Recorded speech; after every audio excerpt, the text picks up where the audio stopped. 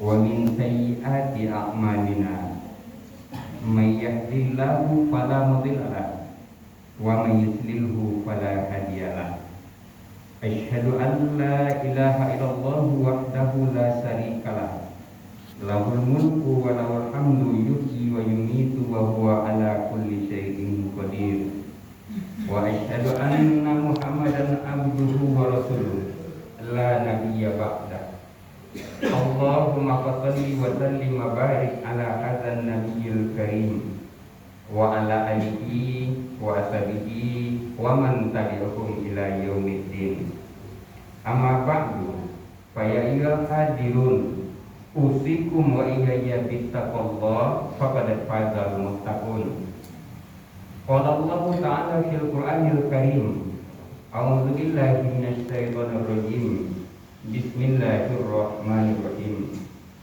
ولله المشرق والمغرب فأينما تولوا فثم وجه الله إن الله واسع عليم صدق الله العظيم. Aku berlindung kepada Allah dari godaan syaitan yang terkutuk dengan nama Allah yang Maha Pengasih lagi Maha Penyayang. Dan kepunyaan Allah timur dan barat, maka kemana saja kamu menghadap, maka di situ wajah Allah. Sesungguhnya Allah meluas rahmatnya lagi Maha Mengetahui. Maha benar Allah dengan segala firman-Nya. Surah Al-Baqarah ayat 115. Bapak-bapak, saudara-saudara kaum muslimin jamaah Jumat rahimakumullah. Syukur alhamdulillah, selawat dan salam kepada Rasulullah sallallahu alaihi wasallam. Hadirin kaum muslimin jamaah ibadah spesifik yang spesial, nilainya luar biasa. Setidaknya ada 4 ibadah. Yang pertama adalah ibadah puasa, terutama adalah puasa hari Arafah di tanggal 9 Zulhijjah, dan ada juga puasa mulai dari tanggal 1 Zulhijjah. Yang kedua adalah melaksanakan hari raya Idul Adha. Yang ketiga melakukan penyembelihan hewan kurban. Yang keempat melaksanakan ibadah haji. Dan itulah ibadah spesial, ibadah spesifik yang ada di bulan Zulhijjah, di dalam menempa diri menjadi hamba Allah, di dalam menempa diri menjadi umat Nabi Muhammad SAW. Semoga kita umat Nabi Muhammad menjadi khairul ummah, sebaik-baik umat. Hadirin kaum muslimin jamaah Jumat rahimakumullah. Dalam waktu yang pendek ini 2 hal saja yang mau kita bicarakan dari sekian banyak yang seharusnya kita kaji. Yang pertama adalah puasa Arafah, bersamaan dengan saat di mana orang wukuf di Arafah. Orang yang naik haji di tanggal 9 Zulhijjah itu mereka sedang wukuf di Arafah. Sedangkan orang yang tidak naik haji, mereka disunatkan puasa Arafah.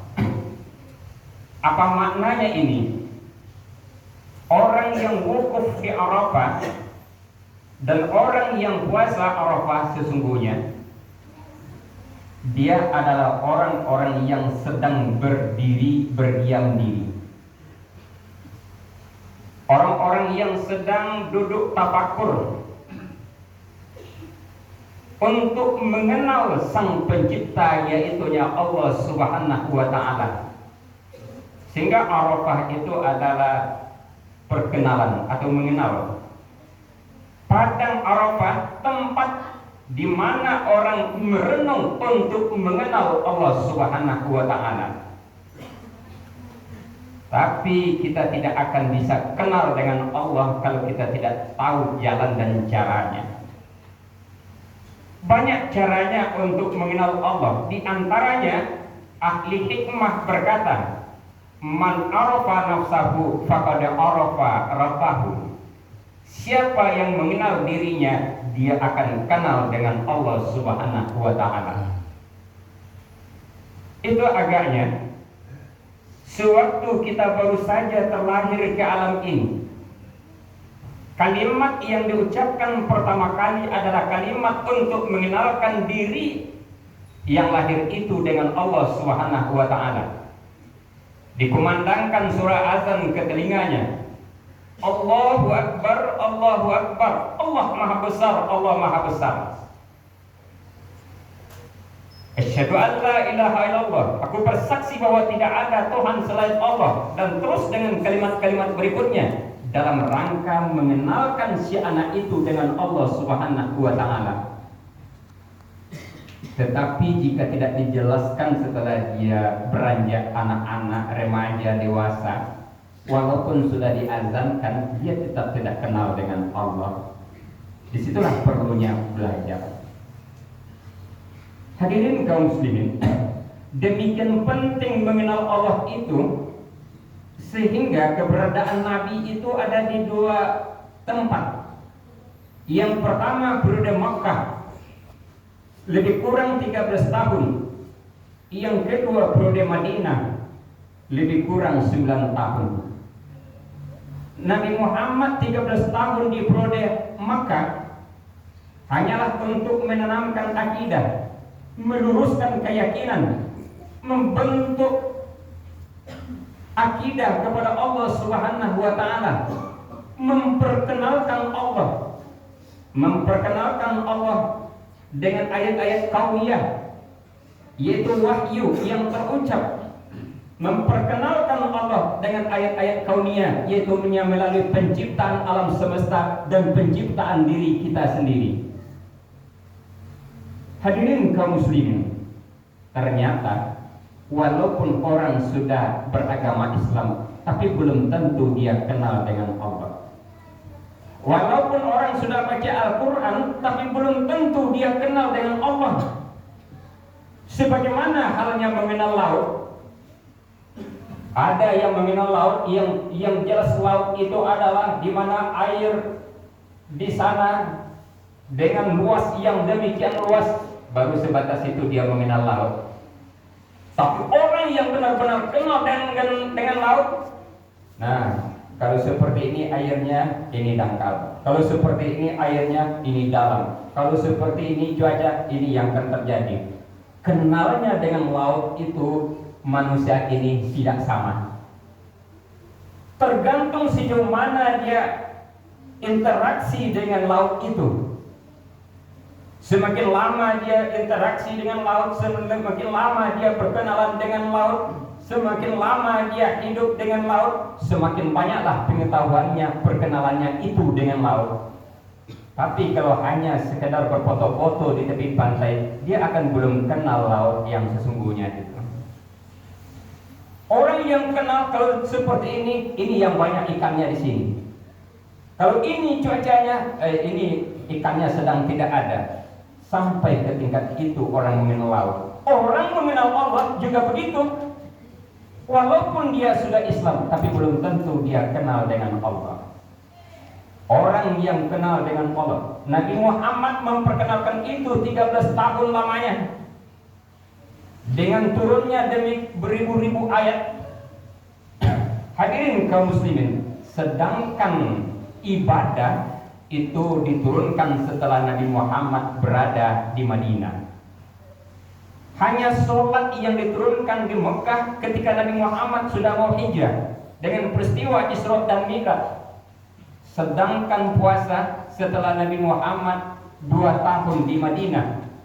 Ibadah haji Nabi Muhammad sudah mau meninggal, sehingga Nabi Muhammad naik haji cuma 1 kali saja. Artinya apa? Dari beragama itu, porsi beriman itu harus lebih besar daripada porsi beribadah. Sementara kita hanya langsung belajar ibadah tapi tidak belajar keimanan, sehingga kita tidak begitu kenal dengan Allah. Akibatnya ibadah terasa beban, ibadah terasa perintah, bukan karena dia cinta kepada Allah, bukan karena dia mengenal Allah, tapi dianggapnya ibadah itu sebagai beban. Padahal Allah tidak butuh sholat kita, padahal Allah tidak butuh haji dan puasa kita. Kenapa kita disuruh? Untuk kebutuhan kita. Itunya kadang yang belum kenal. Hadirin kaum muslimin, jamaah Jumat rahimakumullah. Nah, di padang Arafah orang duduk, orang berzikir tafakur, dan diiringi dengan khutbah Arafah dalam rangka bagaimana dia supaya mengenal Allah. Dia sengaja disediakan betul waktunya untuk berzikir, untuk merenung, untuk muhasabah, untuk tafakur, agar dia benar-benar kenal dengan Allah Subhanahu wa Ta'ala. Tapi tidaklah cukup rasanya waktu yang sebentar itu untuk mengenal Allah, kalau sebelum berangkat haji dan setelah haji dia tidak tetap belajar untuk mengenal Allah itu. Begitu kita yang tidak pergi haji, di tanggal 9 Dzulhijjah kita puasa, seharusnya kita lebih banyak di tanggal 9 Dzulhijjah itu untuk merenung, untuk berzikir, untuk tafakur, sehingga frekuensi di padang Arafah bisa kita samakan frekuensi kita di sana dengan frekuensi di padang Arafah.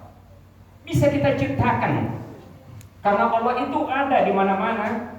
Dalam ayat yang kita bacakan tadi, fa aina ma tuwallu, kemana saja kamu menghadap, fasamma wajhullah, maka di situ ada wajah Allah.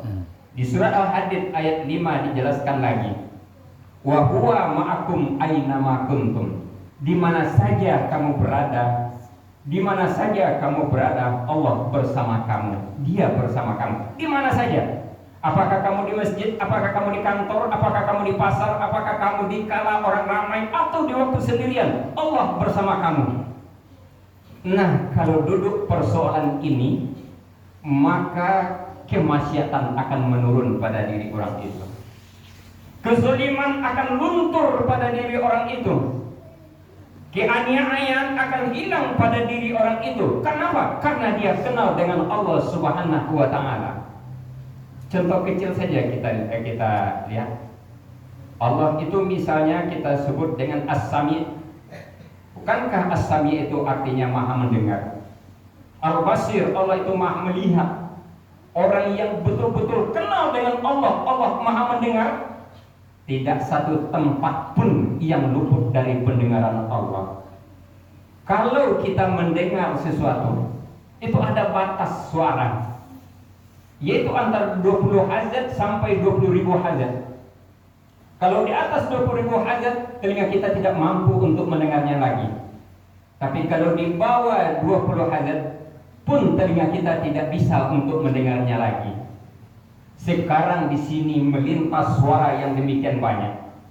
Di sini sekarang melintas suara SCTV, suara Metro, suara RCTI, suara apapun, dan suara HP dan lain sebagainya sekarang sedang berseliweran, sedang melintas di sini, tapi tidak kedengaran oleh kita. Kenapa? Karena di bawah 20 hazat. Kapan dia baru terdengar oleh kita?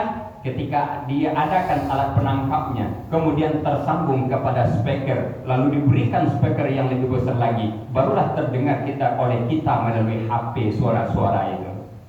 Hadirin kaum muslimin, sedangkan Allah, berapa saja besar gelombang dari suara itu, Allah bisa mendengarnya. Bahkan belum kita sebutkan, terdetak saja dalam pikiran kita, Allah sudah tahu, Allah sudah mendengar. Oleh karenanya, orang yang benar-benar kenal dengan Allah, begitu terlintas pikiran jahat, pikiran salah di hatinya, dia langsung minta ampun kepada Allah. Belum dia ucapkan, baru terdetak di kepalanya, di hatinya, belum dia ucapkan. Allah Maha tahu, Allah tahu tentang apa yang bisikan oleh hatinya, oleh pikiran. Dia malu kepada Allah, Allah sedang melihat apa yang sedang dia pikirkan.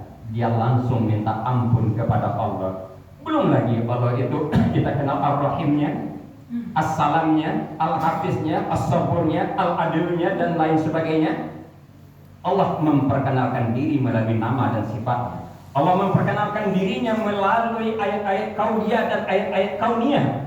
Dan itu harus kita pelajari supaya kita lebih kenal dengan Allah. Nah, itu yang ada momennya di bulan Zulhijjah, yaitu di tanggal 9 Zulhijjah. Itu satu. Yang kedua adalah pelaksanaan ibadah kurban. Hadirin kaum muslimin, pelaksanaan ibadah kurban yang dalam bentuk penyembelihan hewan kurban hanya satu kali dalam satu tahun. Boleh di tanggal 10, 11, 12 atau 13 Zulhijjah. Selama 4 hari itu kita boleh melaksanakannya. Ibadah kurban sebagai penyembelihan hewan kurban hanya tersedia 4 hari itu selama 1 tahun. Tetapi semangat berkorban itu harus ada di setiap saat, kapanpun dan dimanapun. Penyembelihan hewan korban cuma 1 kali dalam 1 tahun, tapi semangat berkorban dengan apapun itu harus hidup setiap saat, kapanpun dan dimanapun. Hanyalah dengan hidup semangat berkorban di setiap manusia, penjajahan bisa dihapus dari muka bumi. Belanda bisa kita usir, Jepang bisa pergi, bahkan sekutu waktu itu di Surabaya pun bisa lari dari Indonesia karena adanya semangat berjuang dari orang-orang Indonesia itu. Tetapi ketika semangat berjuang itu yang sudah padam, walaupun dia ikut berkorban, tapi semangat berkorban sudah hilang, boleh jadi negara yang sudah merdeka akan terjajah kembali. Karena dihuni oleh generasi-generasi yang tidak punya semangat berkorban, yang hanya bisa berkorban, menyembelih hewan korban. Oleh karenanya, untuk mencapai cita-cita, untuk berjuang dan lain sebagainya, diperlukanlah semangat berkorban itu. Nah, penyembelihan hewan korban adalah salah satu bentuk latihan untuk kita mau berkorban. Ujungnya nanti, hadirin kaum muslimin, ketika kita tidak mau berkorban, bukan mustahil kita akan jadi korban. Nah, orang-orang tua kita sudah mengajarkan. Apakah nenek-nenek kita, kakek kita dulu, pendahulu kita dulu dijajah oleh Belanda, mereka berkorban dengan harta, dengan jiwa, bahkan dengan nyawa sekalipun, yang kadang sebahagian mereka tidak sempat melihat kemerdekaan ini, tidak sempat menikmati kemerdekaan ini, tapi mereka punya semangat berkorban. Pangeran Diponegoro tidak melihat Indonesia ini merdeka. Imam Bonjol tidak melihat Indonesia ini merdeka, tapi mereka sudah berkorban untuk kemerdekaan Indonesia. Lalu pahala yang dia terima dari Allah Subhanahu wa Ta'ala luar biasa. Kenapa demikian? Kalau diberi oleh pemerintah, paling namanya di dalam veteran, sekian sebulan, dengan matinya kita terhentilah veteran itu. Tapi Allah memberikan kepada para pejuang itu, walaupun sudah mati, sudah hancur tulang belulang di dalam kubur, dia tetap mendapat gaji dari Allah Subhanahu wa Ta'ala, karena mereka berjuang menegakkan agama, mereka berjuang untuk mempertahankan negara. Hadirin kaum muslimin, jamaah Jumat rahimakumullah. Di satu sisi kita harus mengenal Allah lebih dalam lagi. Kalau Nabi Muhammad mengajarkan 13 tahun, dari 22 tahun dia berdakwah, 13 tahun untuk mengenal Allah. Setelah mengenal Allah, baru diajarkan ibadah.